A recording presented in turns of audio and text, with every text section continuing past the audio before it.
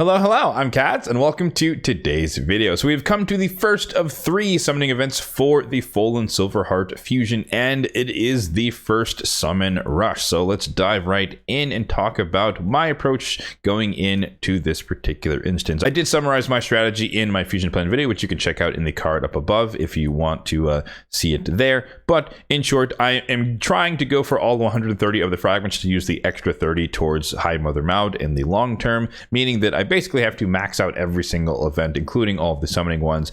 And just because of my particular situation when it comes to mercies, we'll talk about in a few seconds here, I have a fairly potentially unique strategy going in to this summon rush. So you can see we have barely any points, but we have plans to amend that. In terms of the milestones, I thought it was going to be a little bit softer, but it's basically identical, even breaking it up into 5 or 4 individual nodes of 5. It's pretty similar to the Masahiro breakdown when it comes to his summon rush. So 20 fragments in total, but they're broken up into 4 separate nodes, meaning that you could choose to go just for the 5 and then skip the rest of the 15 along with another set of 15 to skip a total of 30 for the overall fragment summon if your goal is just to get 100. But like I said, our goal is to get all 130, so we are going all the way out to the 5010.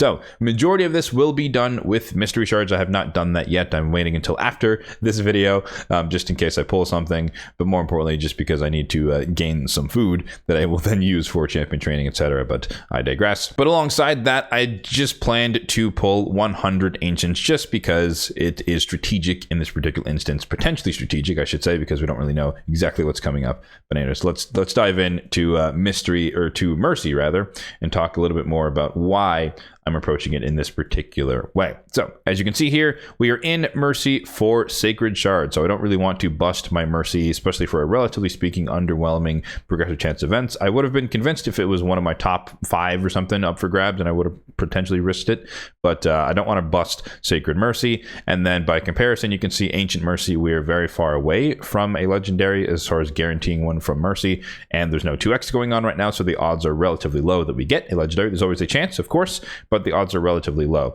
And most importantly, if we're following the calendar for the events, there is a bonus summon rush, as we'll call it, next week, or I guess in a few days, Tuesday, Wednesday. And my hope / expectation is that that will be something special because of the Plarium's 17th year anniversary. So hopefully it is a POGO event, a pull one, get one, for those who are unfamiliar. So either sacreds or ancients. Essentially, my strategy here is that I will be open to the possibility of either situation, depending upon what it is, if at all. So if we pull 100 ancients, that brings us to 151, which leaves us 49 from entering mercy, i.e. 69 from guaranteeing a legendary champion, i.e. we would get 2 legendaries for the price of 1.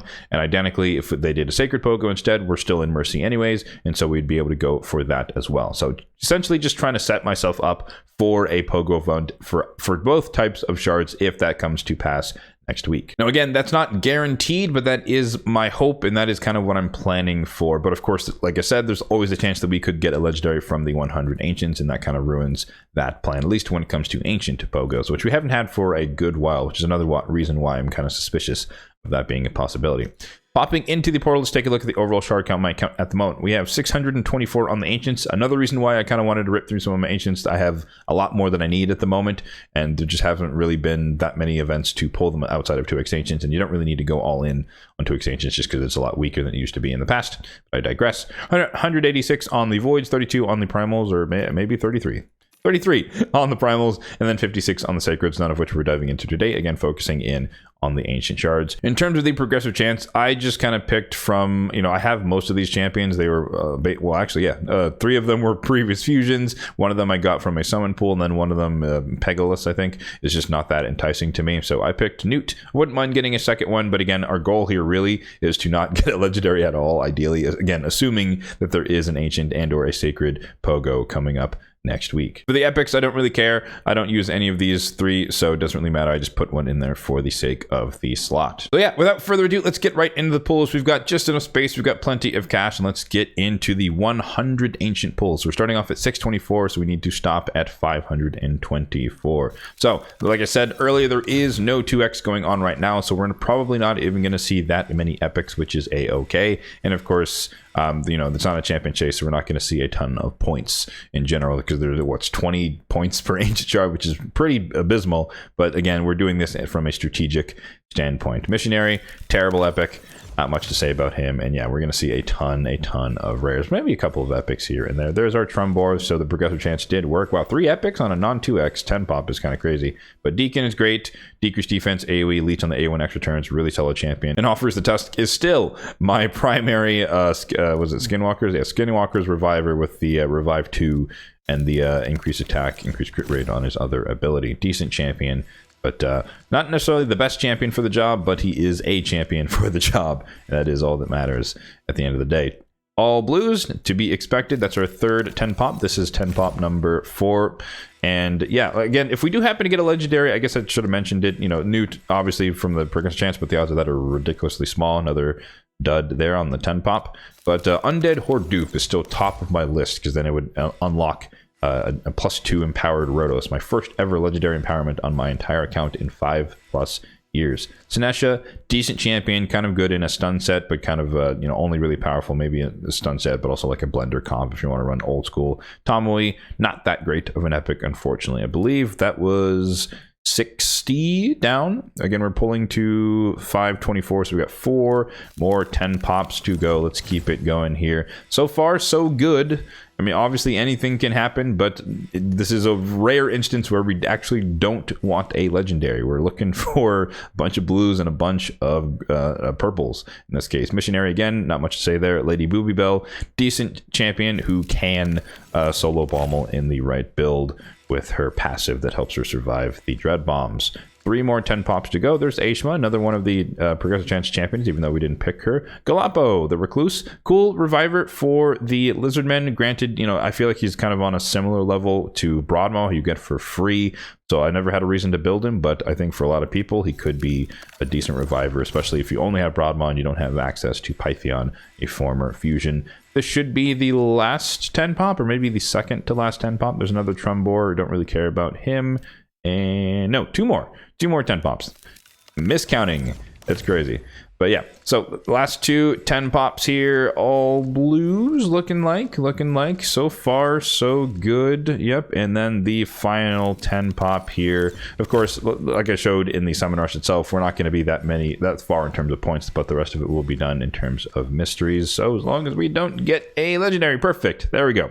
So mission accomplished. So just to reiterate, in terms of mercy, I've updated it here on the screen. So this is where we are now. 100 ancients pulled, so 151. We are 49 away from mercy, meaning that we're within 70 shards basically of guaranteeing ourselves a legendary. So if there is an ancient pogo, we're set. If there is a sacred pogo, we're set. And then we got some points in the summon rush from those, not a ton, but the rest of it can be done in mystery shards, even though I'm kind of running, relatively speaking, low on mystery shards at 7,000 here. But you know, I think I still need to pull like 3,000 or something, but I guess later today. But it's not the end of the world. But you know, I only have a few more goes of kind of burning through my mystery shards. I got to start building back up my stack, and I guess start pulling more of the primary shards. We'll see about that in the future. All right, so that's going to do it for today's summoning video. And actually, wait, why is there a red dot in the index? Arcanite? Did I pull a new rare or something? Okay, we pulled new rares. I was like, wait, what? I don't think I didn't get anything new. Oh, actually, you know, I forgot to mention. Yeah.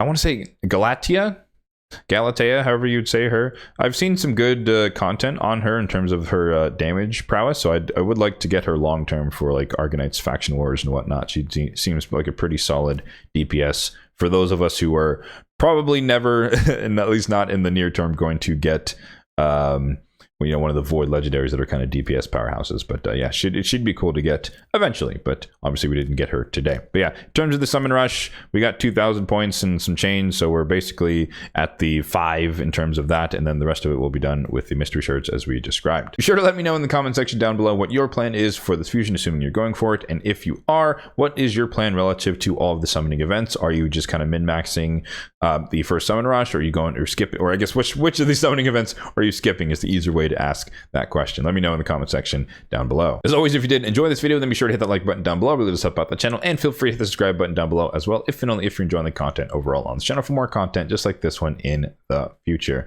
Thanks for watching, and have a good one.